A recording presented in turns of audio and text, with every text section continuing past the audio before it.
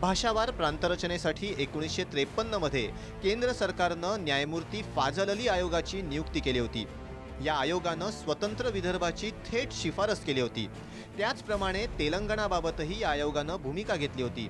विदर्भ आणि महाराष्ट्राची एकच भाषा असतानाही स्वतंत्र विदर्भ राज्याची शिफारस केली होती।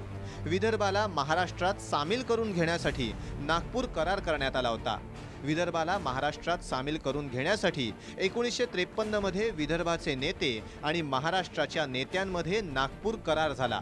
तत्कालीन मुख्यमंत्री यशवंतराव चव्हाण यांनी महाराष्ट्रात विदर्भावर अन्याय होणार नसल्याचं आश्वासन दिलं होतं। पण अनुशेष वाढतच गेला आणि स्वतंत्र विदर्भाची मागणी जोर धरू लागली।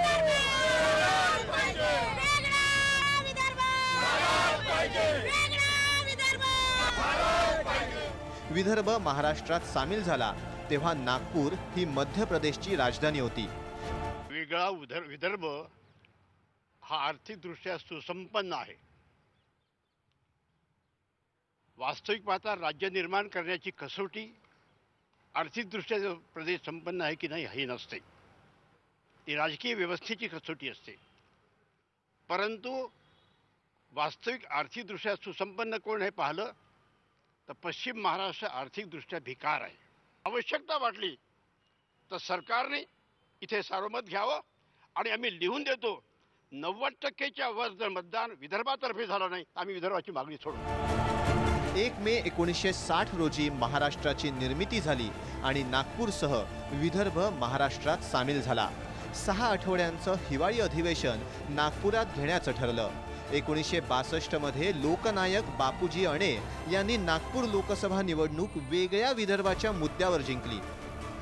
1971 मध्ये जांबुवंतराव धोटे यांनी नागपूर लोकसभा निवडणूक वेगळ्या विदर्भाच्या मुद्द्यावर जिंकली। वेगळ्या विदर्भाच्या मागणीनं नव्यानं जोर धरला। महाराष्ट्र सरकारनं नागपूर करार मोडल्याचा आरोप याच काळात होत होता। इंदिरा गांधी यांनी विदर्भवीर म्हणून ओळखल्या जाणाऱ्या जांबुवंतराव धोटे यांना सोबत घेऊन वेगळ्या विदर्भाचं आंदोलन कमकुवत केल्याचे आरोप होतात। मी विदर्भ मागणार, आज मागणार, उद्या मागणार, परवा मागणार। मराठवाड्याची मदत मागितली तर मराठवाडा मागणार, कोकण म्हणाला कोकण द्या, कोकण मागणार। माझी धारणा आहे ती की तुम्हाला हे राज्य नाही मॅनेज करता येत। आज 2 प्रचंड मोठी राज्य भारतात राहिली आहेत, दुसऱ्या नंबरचं महाराष्ट्र आहे। सुधरून नाही राहिलंय महाराष्ट्राला नागपूरच्या भाषेत बोलायचं तर। जर महाराष्ट्राचं राज्य कंगाल झालेलं आहे तर मला विदर्भ बाहेर काढण्यापलीकडे काय करू, हे मागणं भाग आहे मला। राजीव गांधी पंतप्रधान असताना काँग्रेसनं पी.ए. संगमा यांच्या नेतृत्वात स्थापन केलेल्या समितीनं स्वतंत्र विदर्भ राज्यासाठी अनुकूल अहवाल दिल्याची आठवण विदर्भवादी सांगतात। मात्र हा अहवाल बासनात गुंडाळला गेला।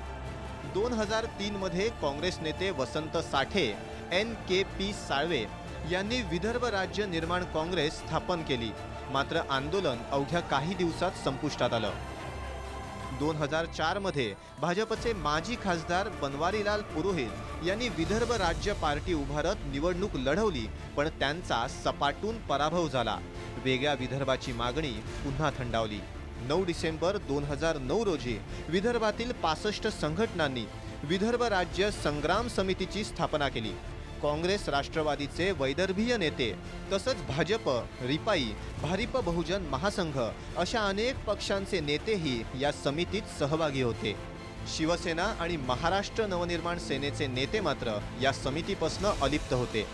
2009 मध्येही काही दिवस स्वतंत्र विदर्भाच्या मागणीसाठी जोरात आंदोलन झालं। मात्र निवडणुकीनंतर सर्वपक्षीय नेते हळूहळू सोयीस्कररित्या बाजूला गेले आणि आंदोलन पुन्हा पडद्याआड गेलं। आत्ता 2 वर्षामध्ये लोकल बॉडीजच्या इलेक्शन्स होत आहेत। भाजपचा परफॉर्मन्स बघा त्याच्यामध्ये। आणि भाजपने हे विसरून चालू नये की नेहमी हसत हसत लोक म्हणतात अहो तुमचे विदर्भवादी तर इलेक्शन हारतात। ही स्थिती आम्ही आणण्याचा प्रयत्न करू की आम्ही हारू किंवा जिंकू, तुम्ही हाराल।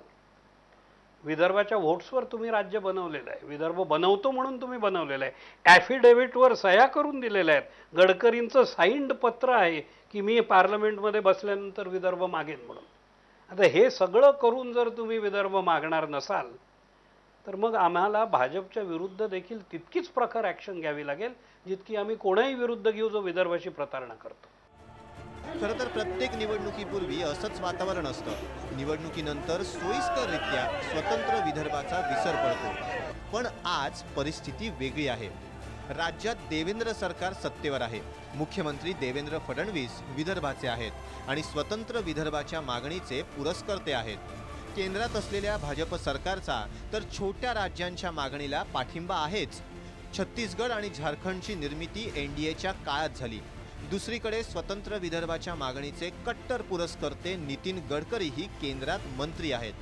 केंद्रात आणि राज्यात भाजप सरकार आहे आणि म्हणूनच स्वतंत्र विदर्भाच्या मागणीकडे न भूतो पद्धतीनं विदर्भ समर्थक आणि विदर्भ विरोधक पाहतायत. ब्युरो रिपोर्ट, जय महाराष्ट्र.